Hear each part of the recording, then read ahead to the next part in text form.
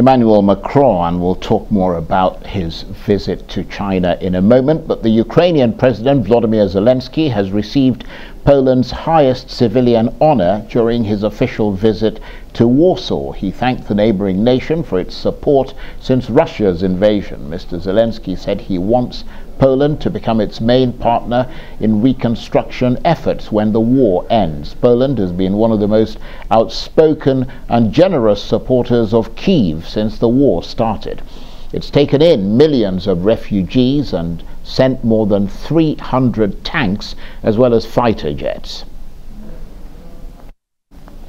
Well, for more on both these stories, let's speak to Arise Chief Correspondent John Cookson, who is monitoring developments from London. Good to see you, John. Let's start with Emmanuel Macron, who's beginning a 3-day state visit to China, saying Beijing could play a major role in finding a path to peace in Ukraine. I guess the big question is, can he persuade Beijing to be an honest peacemaker, or is he in some respects pushing an open door?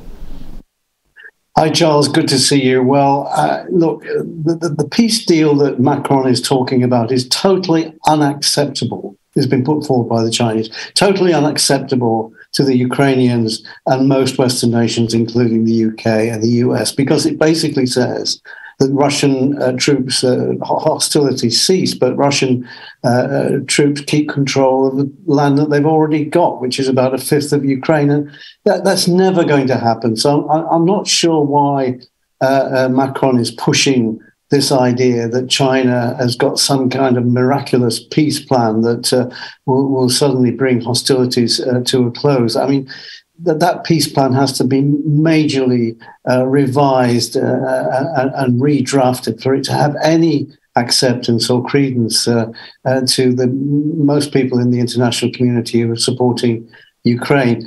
I think what this trip more is about, Charles, is about France's trade with China. Macron's taking 60 leading businessmen with him to Beijing. They're already there. Tomorrow he meets Xi for the first time. And I was amazed, Charles, to learn that Macron is going to spend at least 6 hours with the Chinese leader.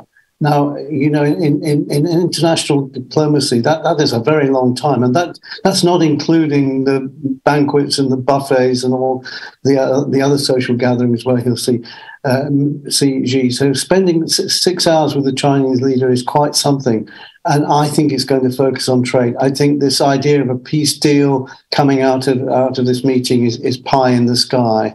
I think the most that France is going to get out of this are massive trade deals and contracts out of the meeting.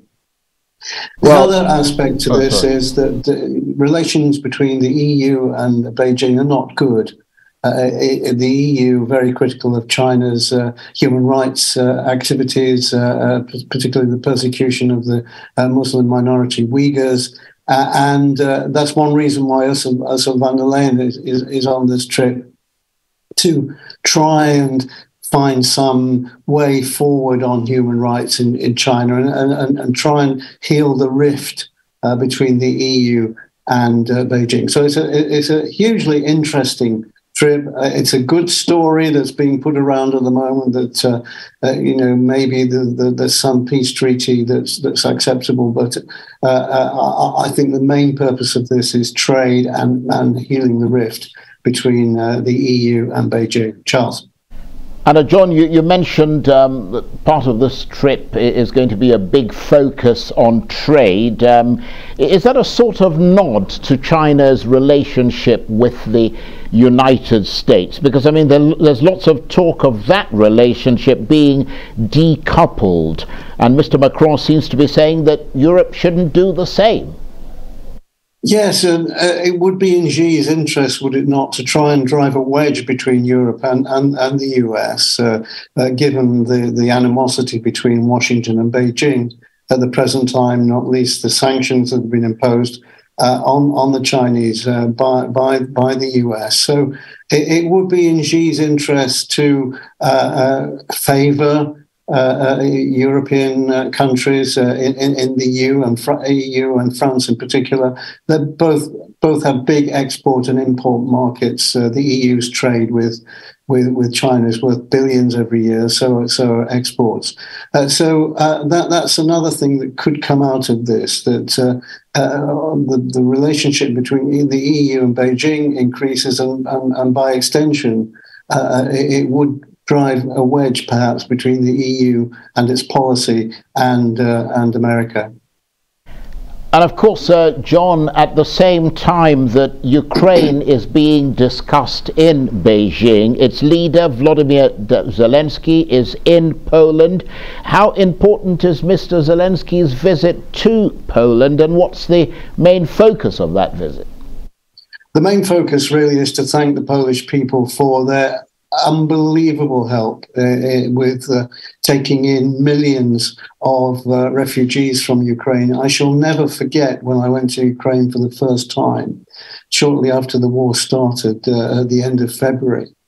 And as I was going into Ukraine, there were thousands and thousands of Ukrainian families leaving the country and coming into Poland, and they were being welcomed hugely with open arms by the Polish people.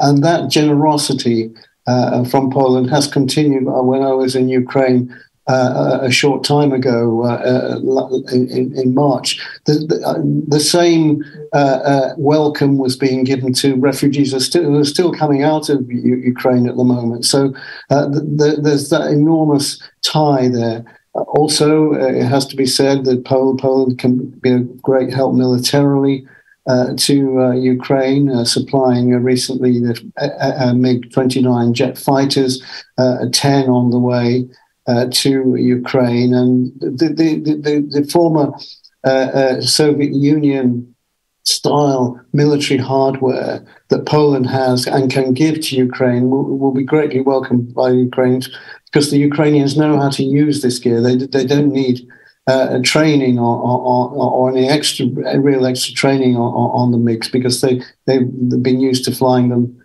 themselves. So in that clip that you had, there was about the reconstruction that Poland can help in when this war is finally over. I'm not sure that Poland will be the number one country helping to reconstruct Ukraine afterwards. I mean, America, waiting in the sidelines, has the wherewithal and the manpower and the sheer weight of its whole industry to help Ukraine reconstruct itself. And possibly the Chinese might pitch in as well when the war is over. So although it's very nice to say that Poland will help in reconstruction, I'm sure they will, but I don't think they're going to get the lion's share of the trillions and trillions of dollars of contracts that will be up for grabs. John, thanks very much indeed. John Cookson, Arise chief correspondent, talking to me there from London.